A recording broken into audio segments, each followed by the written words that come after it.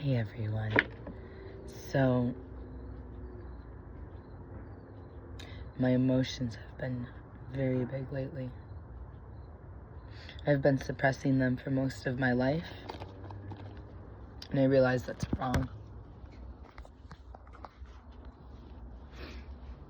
I've been reading the Bible a lot lately. You know the one thing that people in the Bible don't do? Suppress their emotions. The Bible teaches how to deal with our feelings properly, in a healthy way.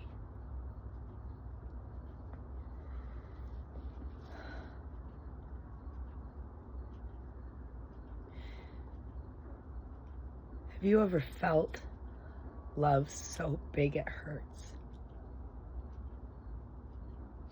Especially when you know the other person doesn't feel it back. And you can see them hurting themselves, and you can see what's happening.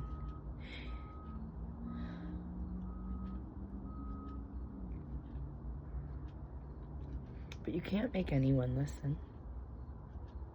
You can't make anyone believe. All you can do is obey the Bible and let God do his work.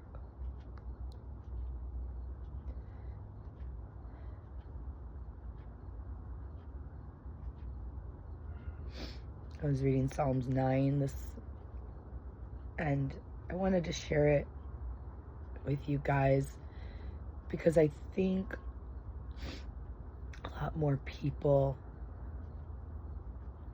need to hear a man feeling. I think a lot more people need to know that God's chosen king, the man he chose to rule, cried out day and night. His emotions were big. His feelings were big. He was dramatic. And he was a man after God's own heart.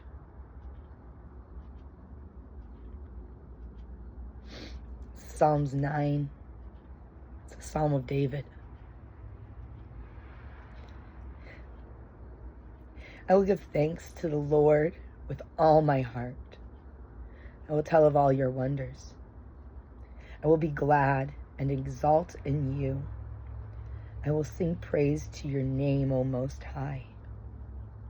When my enemies turn back, they stumble and perish before you, but you have maintained my just cause. You have sat on the throne, judging righteously.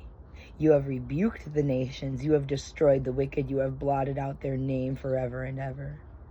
The enemy has come to an end in perpetual ruin, and you have uprooted the cities. The very memory of them has perished.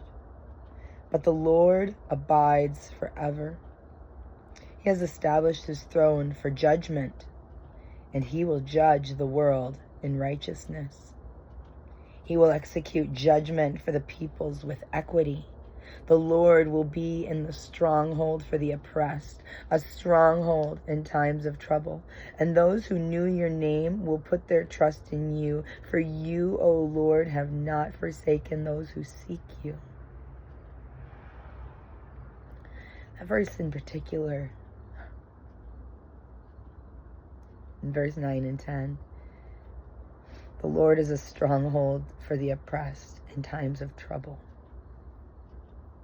Those who know your name and put their trust in the Lord will not be forsaken.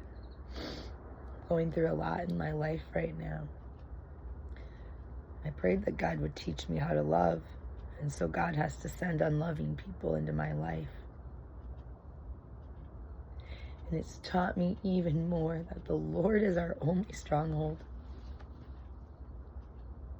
God is the truth. Love is the truth. And the more people torture you for doing right, the more you know you're doing right. And I was praying the other night, or maybe it was this morning, I don't remember, but I was talking to the Lord, and I was listening to this song, It was called You Know My Name. I don't remember the lady's name, something Bettistelli or something like that, and I was like, God knows my name. There's people in my life that don't even want to hang out with me.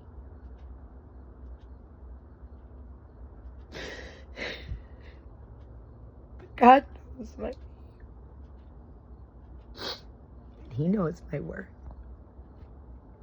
And He loves me.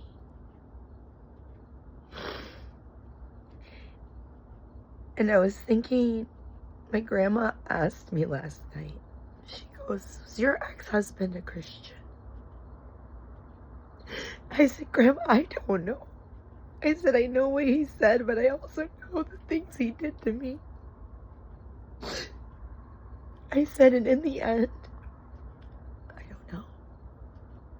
And I realized that that very thing is what Jesus was talking about in the New Testament when He said there will be a day when people go up to heaven and they'll think they're confident that they were Christians. And God's going to say, "I didn't know you. You were a hypocrite. You were a liar. You were an abuser. You tortured people. My creation, my children, my little ones. And you did those things to them, and you lied to them, and you made them do those." He goes, "I don't know you. That wasn't love. That was sin. That was brokenness. That was pain. But because that person didn't listen, you wouldn't listen. He wouldn't listen to my pain. He didn't care. I had to end the marriage. That was one of the hardest things I'd ever done because I was raised Christian. I was raised, we don't divorce. But that wasn't love. That wasn't Jesus. I was not married to Jesus. That was a lie. I didn't know that man. I still don't. And that's scary. There'll be people that walk into my life and I feel like I've known them forever. And we just click. That's the Holy Spirit. That familiarity is the spirit of love. But when that person listens to the lies of the world and ignores the spirit of truth,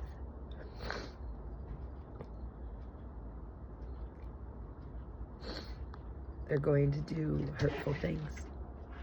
Looking all over for you, weren't you?